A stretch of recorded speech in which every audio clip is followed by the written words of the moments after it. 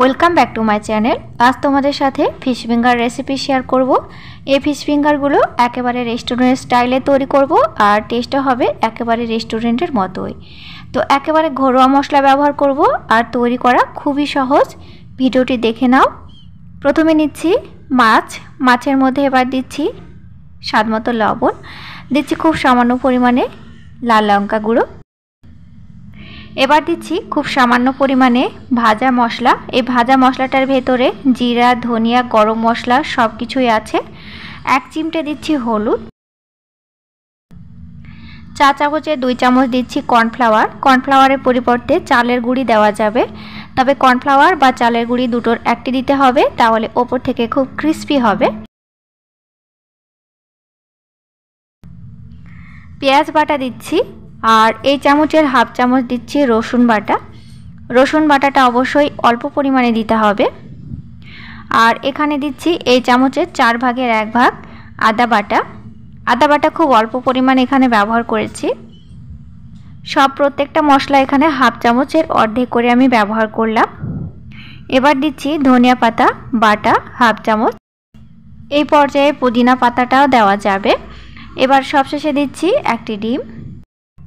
প্রত্যেকটা মশলা মাছের ভেতরে দেওয়া হয়ে গেছে আর এখানে কোনো মশলা ব্যবহার করার মতো নেই।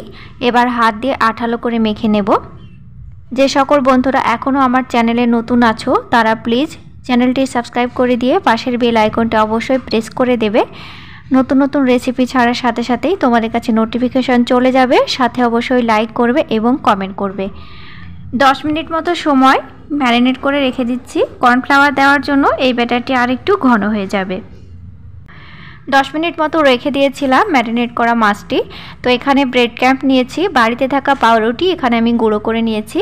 এবার পাউরুটির ওপরে খুব ভালো করে কোট করে নিচ্ছি। আজকের ফিশ ফিঙ্গারে বাইরের কোনো উপকরণ ব্যবহার করলাম না, একেবারে ঘরোয়াভাবে ঘরোয়া মশলা দিয়ে তৈরি করেছি। ব্রেড ক্রাম্বটাও আমি বাড়িতে থাকা পাউরুটি দিয়েই তৈরি করে নিয়েছি। তো এক এক করে কোট করে নিয়েছি। ফিশ ফিঙ্গার যখন তৈরি করতে যাবে মাছের পিসগুলো সবসময় একই মাপে কাটার চেষ্টা করবে, তাহলে ফিশ ফিঙ্গারগুলো তৈরি করার পর ফ্রাই করার পর দেখতে বেশি ভালো লাগবে। সবগুলো মাছে কোট করা হয়ে গেছে ব্রেড ক্রাম্ব, দেখতে পাচ্ছ বেশ মোটা করে কোট করে নিয়েছি। এটা ফ্রাই করার পর খেতে বেশি ভালো হবে। তো আমি কড়াইতে তেল বসিয়ে দিয়েছি, তেলটাও গরম হয়ে উঠেছে। এবার এক এক করে আমি মাছের পিসগুলো দিয়ে দিচ্ছি।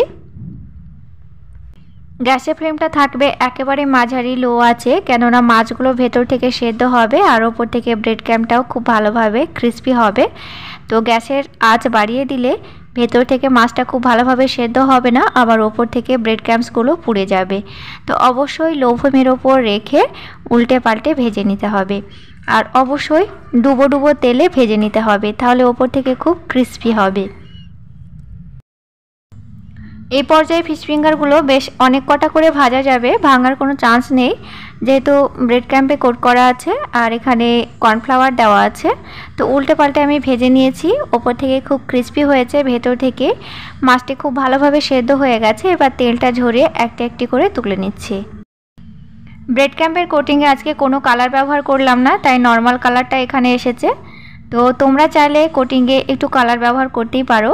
কালার ব্যবহার করলে এই ফিশ ফিঙ্গারগুলো ফ্রাই করার পর দেখতে বেশি ভালো লাগে।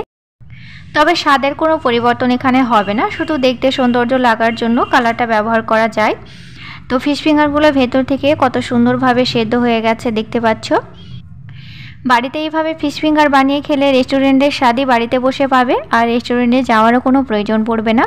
তো ভিডিওটি ভালো লাগলে চ্যানেলটি অবশ্যই সাবস্ক্রাইব করে দিয়ে আমার সাথে থাকবে। সাথে অবশ্যই লাইক, কমেন্ট এবং শেয়ার করবে। আর নতুন নতুন রেসিপি পাওয়ার জন্য চ্যানেলটি অবশ্যই সাবস্ক্রাইব করে দিয়ে আমার সাথে থাকবে। তোমাদের সাথে আবারও দেখা হবে নতুন কোনো রেসিপির সাথে। Thank you.